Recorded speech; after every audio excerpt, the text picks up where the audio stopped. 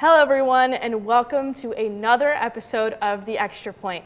My name is Chloe and joined with me today are Zev and Nat, my fellow hockey enthusiasts. And we are about a month or two into, not even, like a half a month, if that, into the 2025-2026 NHL season.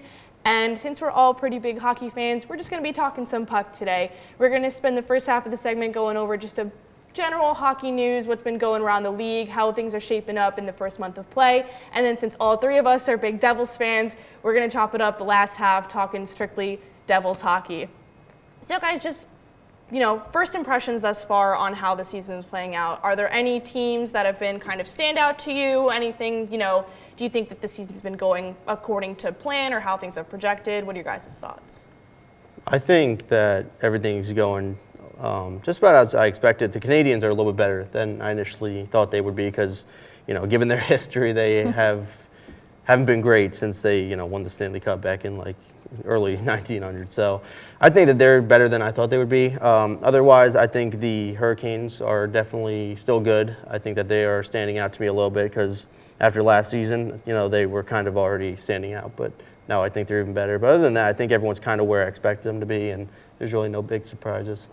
A team that's really turned it around from what I thought they were going to be this season is the Maple Leafs. I thought the loss of Mitch Marner was going to really tear them up more than it has, and I'm impressed by the way they've carried through so strongly, losing such a core piece of their team and really of their culture, especially for the fans. I think that's a huge thing. Not that Mitch Marner is struggling out in Vegas. He's not. They're 7-2.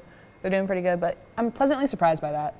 Yeah, I agree. I think in the East, there's not too big of a shakeup in terms of things. I think something that I had predicted at the beginning of the season was Florida, the Panthers are really going to struggle. And we see that right now. They're sitting at the bottom of the East, below teams like Buffalo, who are still unfortunately struggling up there with head coach Lindy Ruff. That poor franchise, they have been trying to, rebuild and bring all these young talent in, and it's just not working. And I'm going to tell you right now, it's definitely Lindy Ruff.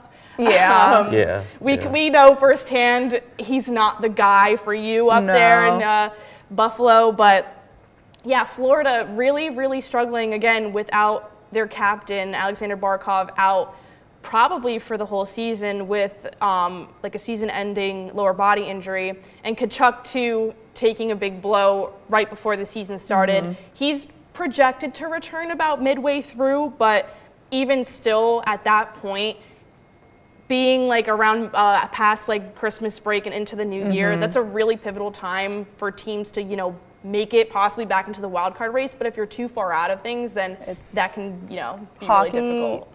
The NHL operates on a long season, but it's really not that long. It's 82 games. It's more so important, and it's not even a win-loss thing like in baseball. It's a point system, which it's hard to navigate that after a certain point. It's almost sometimes mathematically impossible to dig yourself out of your own grave, and it seems that they're going to be in that grave. And another team that I think is, I don't know if it's surprising for us, but the Rangers just 6-6. Kind of sucks on an MSG, doesn't it? Who knows what kind of curse is put on at MSG right now. The Rangers just cannot win at home. For a while, good stretch there, they were scoreless at home. Yes. They hadn't scored a goal. They were shut out at home, I think, for the first three or four games. They hadn't had a single. That goal horn was just sitting there collecting dust and cobwebs. I was getting a kick out of it. They're just not having a really, really good time up in New York, and we love to see it. But another team I think that's on the up and coming, surprisingly, I would say is the Mammoth out I was west. Going to say, they're doing what the Knights did and just not taking any time to adjust to the league, which is insanely impressive to a league that is so competitive and has such a rich history. And hockey's a hard game. It's hard to keep up with. It's dependent on speed, not just talent and Grit, that's the word I'm looking for. Big. It's a skill game, it's a speed game, and it does involve grit. And to have that so early on, it's their second season, I believe. Last year was their inaugural. It's really impressive, and you can't really do anything but tip your cap to the Mammoth. And I'm excited to see what they do.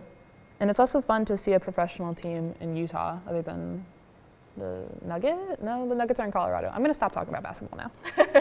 Yeah, we'll talk about the NBA later At a down later the line date. this year. Well, let me just jump on that real quick. So the thing with Utah, right, and like you mentioned grit and being a good team and all that, it's a lot of technique, it's a lot of strategy. You got to set up the puck in such a way where you have your two defensemen near the line. You don't want to have them too far forward, and I think that's what we see with them is they keep them in such a good spot where you can set up one tees, you can set up, just good movement, and you have the guy in front of the net doing the screening. You want that so much, and I think that they're just producing those plays where they just get the defense off, they put the defenders to the side, and then obviously when you're a forward, you're a right wing, you're a left wing, you're not set to play defense, so you're just kind of running around hoping to get the puck, and really, I think they're just working around it. And then same thing with the Sabres. We mentioned Lindy Ruff.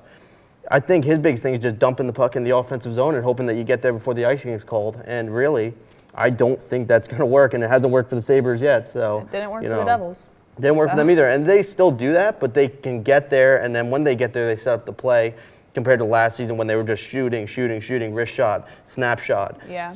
All these different types of shots just on goal, hoping it falls in, and that's not how you play hockey. It's just not how they're you do it. they're too reliant on guys up front to get the rebound, and it's like we don't have guys like that to be able to contribute that type of defense and like offensive power. So I like your analyst there. Can we tell that Zev played hockey, guys? Like he really snap it up. He really knows what he's talking about. But yeah, I think like we were saying overall how things are lined up, nothing too shocking. Like we said, things are kind of a little still too early to tell.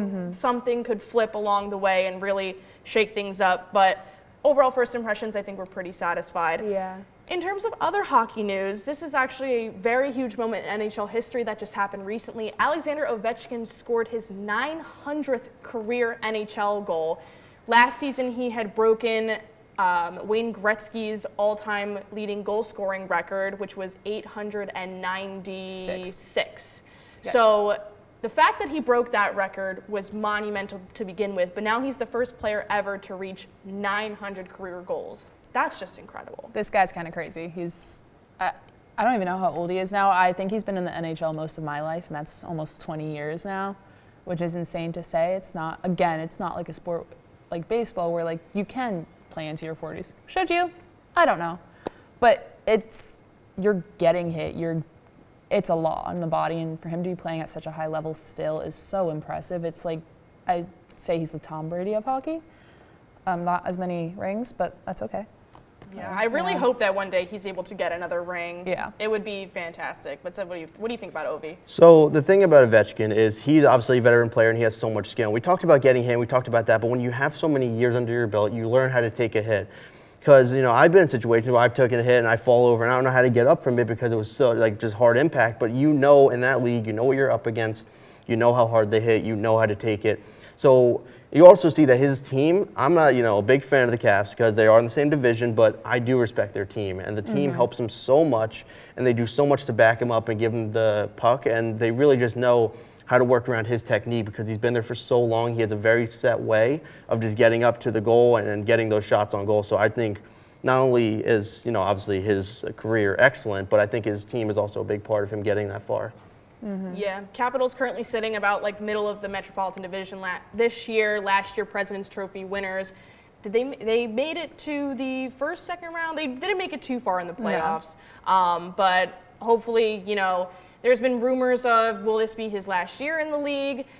I personally think it might be. He hasn't formally announced a retirement yet, but I think if not this year, possibly next year, he'll do a retirement tour. Because hockey does take a big toll on the body. I think after a certain point, you become a little bit more of a fault on the ice than you do an addition to the team, really. Yeah, but we're gonna sum up here with our general hockey news, and we're gonna move into Devils hockey because that's what we know and love. The absolute best. So I would say off the first little bit of the season. I don't know how I feel about it. I don't want to say that I'm too happy because we're doing great. We have done better. There's some things that I'm a little concerned about, more so with goaltending. But oh yes, for right now, I would say we're in a solid spot. Would you guys agree? I would agree. I think something that as the season's gone on a little bit, they've been slipping up more, is taking too many passes. And this is not last year, I didn't go to a game last year, but maybe 2 years ago that they were really having an issue with, that they were setting up a play, and if maybe on the second touch, if that guy took a shot, it was likely to be a goal, and now they're taking 4 or 5 touches, and it's just, you're playing yourself out of an opportunity, and they need to break it down and just play simple hockey. And it's no more Instagram hockey, despite the fact that I hate that term, but that's what they need to do. So, yeah, Zev? I don't really agree with that. I think that they are playing simple hockey. I think they're dumping the puck out in the offensive zone. I mentioned that earlier. Not a great tactic, but that is simple hockey. You throw it away, you hope to get in the offensive zone, and you hope you beat the icing. And that's the biggest thing we see with their team, especially last year, but then that was Lindy's turf, so we know that. But even this year, I've watched the highlights, and you see it. They get rid of it, and for the most part, they get there. But just hitting it off the wall and hoping that it gets to your teammate is not the kind of passes you want to make. You want to see those cross-ice passes, and you want to see them back and forth. You got to avoid the offside, obviously, but if you can get 2 guys to come in on both sides of the wingers, and then you have the center. Hughes is known for his speed, so having him cut right up the middle, and then you have Bratt and Meyer, whoever on the sides, that's a trio that is just devastating. We know that, right? We know that. So you want to see that. So I think that if anything, they should be a little more advanced and try to do it. Maybe get a little fancy, a little more backhand, forehand, maybe a little more, just stick work than just passing it around and just taking those simple shots and passing it back to the blue line. Yeah, and they need to cut away with these no-look drop-back passes, because too many times in the past have I seen Jacks get up to the blue line and just drop the pass back, and then it's been a breakaway the other way, and then they score. That's just, in theory, it's a fancy way to just look like, oh, I just know somebody's going to be there, but you can't be so reliant on your guys to be making these sloppy passes. So they really need to clean up on that, and especially, too, with Gritsiuk, one of the new players that we've brought up onto our team. He's been doing fantastic in his rookie season, contributing tons of, on the assist and on the as a forward, excuse me. He's been doing fantastic. So I think on that end of things, we're doing, pretty well.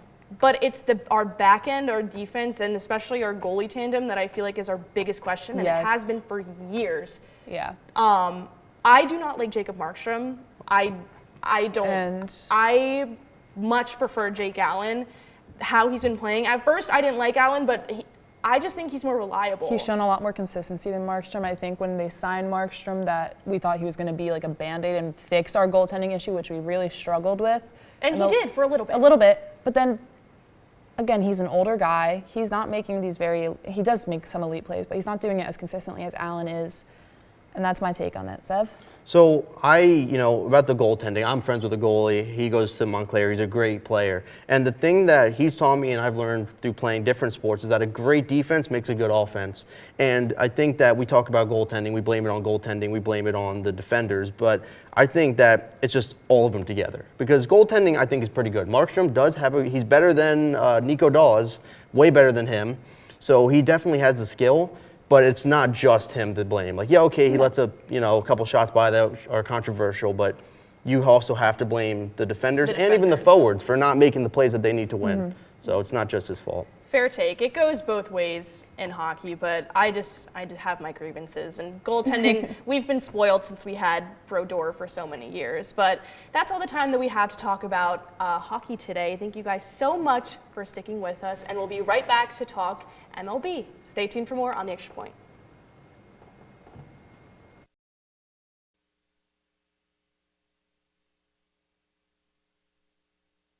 Hello everyone, and welcome to the final segment of today's episode of The Extra Point. My name is Dean Heidel, joined alongside Benicio and Frank. Today, guys, we're going to be taking another little bit of a history lesson. So we're going to go through Toronto Blue Jays, just made the World Series, and they've had one of the more interesting histories in recent baseball. They whiffed on a lot of big free agents. They had a lot of big underachieving moments in the playoffs. They had a long rebuild, some really rough seasons. But here they are after a crushing Game 7 loss. 90 feet away from winning 90 feet away Not even. from IKF was winning like the World Series. 3 or 4 feet away. Bad lead Yeah. and all. They just couldn't get it done. Double plays, back-breaking home runs. And today we're going to be talking about their history and where they should go from here. Because it's not the most recent time that the Blue Jays have had devastating playoff losses. They had 2 in a row starting 2015-16 where they made the ALCS, but they just couldn't get through. They lost to the Royals. They lost to those really good Cleveland Indians teams. They just couldn't get through. And it was 2 years in a row. And it was like, well, what can they do? I mean, I know you guys remember those teams. I mean, they were very iconic. Yeah, they were staples of the 2010s. Yeah, no, the Blue Jays in that 2015 team Yeah. with Josh Donaldson winning MVP, that team was special. That series against the Texas Rangers in the ALDS, arguably one of the most iconic moments in baseball this century, I think you would say. Yeah. With Jose Bautista's bat flip after his 3-run home run in the bottom of the 7th inning to send Toronto to the ALCS. They ended up losing to a Kansas City Royals team that went on to win the World Series. That team was very, very good as well. But the Blue Jays, they had this core. They had Jose Bautista, they had Josh Donaldson, Edwin Encarnacion. They had a lot of power, a lot different from today's team. The 2015-2016 team compared to the 2025 team, night and day difference on how they're built. Yeah, and I think to this day, that Jose Bautista home run, that was the loudest pop I've ever heard in any sports game I've watched in my lifetime, which is crazy to think because they made the World Series this year. They had a lot of big moments like that Addison Barger grand slam, but nothing, and I mean nothing compared to the sound of that crowd pop we got from the Bautista home run. And I will say, those Blue Jays teams, they had some good pitching too with guys like Marco Estrada and Marcus Stroman. David Price, too. Yup, very well-rounded teams. Prime Marcus Stroman. But when it mattered most, they didn't get it done. I mean, the first year, I thought they were going to pull it off against Kansas City. Second year, I just thought the Cleveland Indians had a much more They were complete so roster. good. Such a good team. Great pitching, great hitting. But then they just fell off the map. They were just horrible for the next few years. Right. They lost Encarnacion to the Indians. And at the same time, they just signed these 2 teenagers, Vlad Guerrero Yes. Jr. and Bo Bichette. Exactly. They were watching that iconic home run from Jose Bautista at home. Yeah, I mean, that's precisely what I was going to get into next is they totally overhaul the team. Jose Bautista leaves. They lose a lot of their pitching. A lot of those guys go. They start rebuilding the farm. Justin Smoke, another guy, he's gone. Josh Donaldson leaves. He also goes to Cleveland eventually. And I think he went to the Braves after that. But they totally revamp. They get Vlad. They start getting the farm system. They get Teoscar Hernandez. They got a lot of new guys. And then finally, 2018 and 2019, rough seasons. Yeah. But 2020, we started to see the pieces come together. They get Danny Jansen. They got to see guys emerge. They got guys like Kevin Biggio. That's a name that a lot of people haven't heard in a while. But they get guys that are like, okay, we have a foundation here. And then they make the playoffs in 2020. They lose. But then 2021 was the year that they really arrived. Yeah. Marcus Semien hits 40 home runs. They make a lot of big free agent moves. They trade for Jose Barrios at the deadline. Yeah, and they still missed the playoffs. And then they missed the playoffs by one game. And Robbie Ray. Robbie Ray was the Cy Young. Yep. And 91 wins and they don't make the that playoffs. forced the MLB to change the rules of the playoffs. That forced the MLB to add one more team because they literally missed by one game. They won 91 games, and the MLB said, we can't do this anymore. We can't have teams getting penalized for being caught in a good division when other teams get rewarded for being in terrible divisions. So that's why we now see 6 teams per league instead of 5. Yeah, that 2021 wild card race was insane. Yeah, that was a fun time The between Yankees, the Red Yankees, Sox, and the Blue Jays. Blue Jays, and the Mariners were in it too. Yeah. The Mariners they had remember they were holding up all the Believe signs. Yeah. That was the year that they thought they would break the 20. I think it was 20 years at that point. The Yeah, it 20-year was. playoff drought, and they would break it next year, but they were right in the middle of that race Yeah, too. we'll get into the Mariners. Yeah, I was going to say, soon. they're a very Mariners are a important big team part to of bring this, up because, I mean, you want to talk about Mariners. I mean, let's talk about the next season. Yeah. So Yeah. 2022, they finally make it, and, they lose game 1. Happens. Game 2, though. Yeah, they're up 9-0. yeah. They're They're fine. up- 9-0. yeah. They're good. I mean, one of the biggest collapses in a singular game Yeah. in the history of the sport. And then that collision in the outfield, too. Bo Bichette with gets George, hurt. George Newly Springer. acquired George Springer gets hurt. Just a disaster. Yeah. And then Yeah. the following year, they still try and continuously build. They don't have as many wins. They make the playoffs again. and they lose to the Twins. Yeah, and the Twins at that time, they had I think it was The Twins and their curse. they had a massive playoff losing streak going did. into that series. And 18 they won straight both playoff games, losses. Both Yeah. games to advance. And then they lost the Astros after, but still. Yeah. The Blue Jays were the team that helped the Twins break that drought. They did. For a while, it just seemed that the Blue Jays were the team that everyone would kind of they would end their streaks against. Yeah. And then 2024 comes around, and it's rough. They're bad. They lose out on Ohtani. They don't get any of the free agents they want. Now they're really stuck. They have to pay Vlad. They have to pay Bo Bichette coming up. Vladdy ends up coming back. They sign Anthony Santander. And the beginning of the year looks rough. 2025 looks rough. They're 6 games behind the Yankees. Santander looks bad. They have to pay. They extended Vladdy, but the team's really bad. And then all of a sudden, everything clicks. Yeah, out of And they're one nowhere. of the best hitting teams in baseball. And then I, for one, the entire year, was looking at the Blue Jays and I was like, this team does not have the pitching. They don't have the bullpen. The bats are going to cool down. And boy, was I wrong. They spanked the Yankees. They go in. They get their lick back against Seattle. And then they lose by 1 game. One of the most heartbreaking Game 7s I've ever seen. Yeah, no. Coming into this season, I picked the Toronto Blue Jays to finish last in the American League East. I had 0 expectations for them. From this season to the next, it didn't seem like, or from 2024 to this season, it seemed like they hadn't really made much improvement. And I was like, okay, this is probably going to be like a 70 to 75 win team, similar to their 2024 team. And the first few months of the season, it looked like it would be that way. They were hanging around, if not even a little bit below 500, and then all of a sudden, like June, July, they come out of nowhere. Out of nowhere. They take the lead in the AL East. I'm still not believing them. I'm still not buying them until the Yankees play them into the ALDS. I thought when coming into these playoffs, I was more worried about the Boston Red Sox than the Toronto Blue Jays. We beat Boston. I was like, okay, Toronto's gonna be no problem. They humble me. They humble the Yankees, and they're a good team. They were a good team, and they were a good team unexpectedly. Well, I'm not going to lie. I actually thought they would return to the playoffs in 2025. I thought 2024 was a season where they were just plagued by injuries. Bo Bichette and Vlad Jr. both had down years, so I was expecting Bo Bichette and Vlad Jr. to have big years in 2025, and maybe they didn't do as good as I expected them to do, but the rest of the roster stepped up big time, and I had the Jays as a wild card. I didn't think they were going to win the division. You know, I agree. I think the role players on this Blue Jays team, Ernie Clement, Nathan Lucas, I don't know. Lucas. It's Lucas, yeah. Some of these guys you just wouldn't expect. Addison Barger, we talked about him. These guys just stepped up.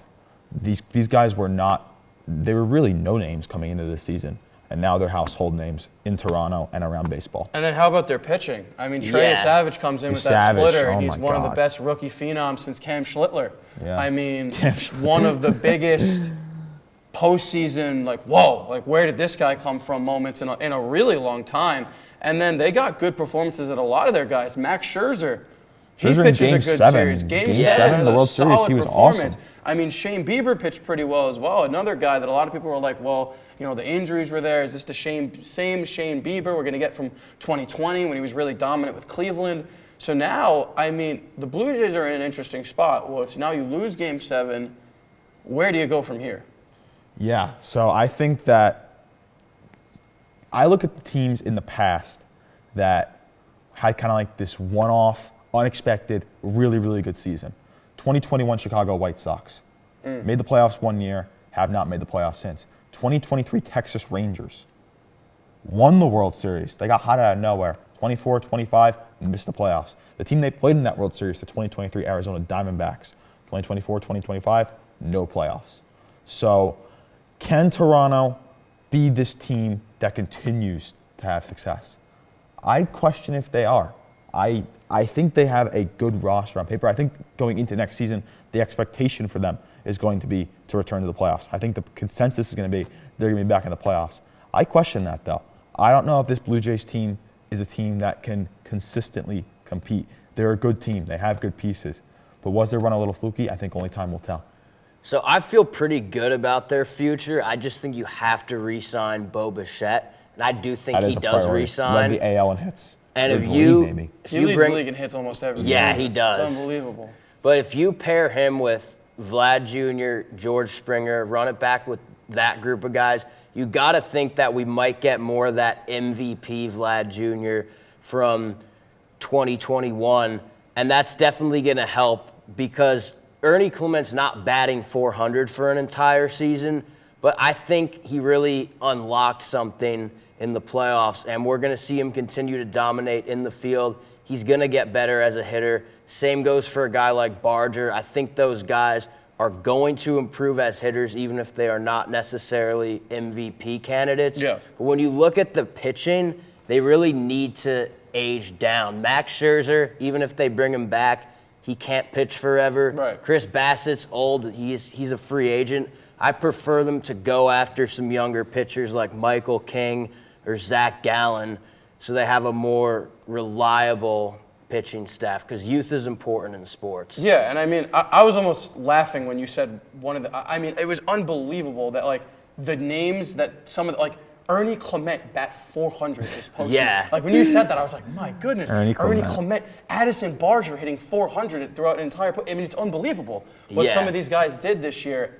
I don't want to say I disagree, but I think that the Blue Jays need an alpha dog in that rotation. I They think do. They don't have one one right now. I think a guy like Shane Bieber, I think even like a Trey Savage, like they're good, but I don't know what their ceiling is going to be. Yeah. I think a really nice pickup for them would be Framber Valdez. And I know I was he's thinking older, about that. And I know he's older, and that kind of contradicts what you were saying about Yeah. like young guys. But I think you're in your window now Yeah. to where you need that top of the line dog to Yeah. go along with Kevin Gausman, a guy who's going to give you a lot of innings. He's a lefty. It's a tough pitching, but you don't want to It face a is. tough lefty with playoff experience Yeah.